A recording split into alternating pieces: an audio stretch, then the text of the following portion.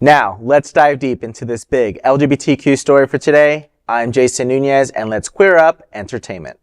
Ryan Murphy's Monsters returns with Ed Gein's story on Netflix. Netflix is turning up the chills this fall.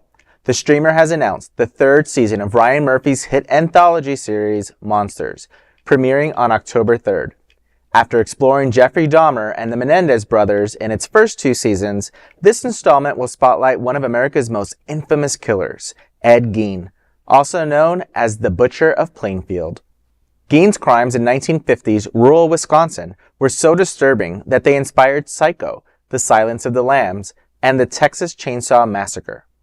According to the show's official logline, quote, driven by isolation, psychosis, and all-consuming obsession with his mother, Gein's perverse crimes birthed a new kind of monster that would haunt Hollywood for decades. From Psycho to the Chainsaw Massacre to The Silence of the Lambs, Gein's macabre legacy gave birth to fictional monsters born in his image and ignited a cultural obsession with the criminally deviant.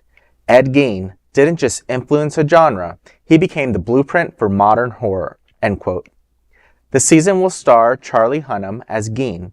LGBTQ viewers may remember Hunnam's earliest role, Nathan, in the groundbreaking UK series Queer as Folk back in 1999.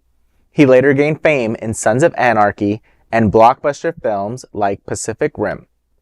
Joining him are Tom Hollander of The White Lotus, Laurie Metcalf from Lady Bird, Joey Polari from Love, Simon, Leslie Manville of Phantom Thread, and Susanna Sun of Fear Street Prom Queen.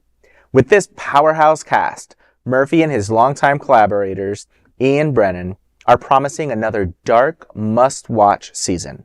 So, another anthology from Ryan Murphy means another date night for me and my husband.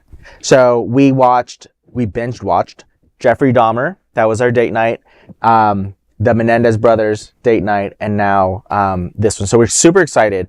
Anything that Ryan Murphy does, fan favorite for us. Household name, Pose. That was another one that we were both date night in tune with the entire time. So really looking forward to this. And you know, what's wrong with Netflix and chill? Yeah. I'm glad that some of the things you enjoy for dates are not just the slashers. I'm like, oh, that's a very romantic date night. I'd like, let's watch a slasher. There are people who legitimately enjoy horror things. Yes. I mean, there's a literal Walter Menendez horror group on Facebook. Yeah, yes, that is very true. And for me, it's just... I've always enjoyed this, and I'm a big fan of Hannibal Lecter and Silence of the Lambs series. So I wonder how this is going to turn out. Although I also wonder on the philosophical level, what does it say about our society when we are so obsessed with crime shows, especially serial killers? Well, but I think sometimes watching, it takes away some of the mystery, and you want to understand. I guess it depends on your perspective of what you're looking for. I do know, on a lighter note, I love Laurie Metcalf anything.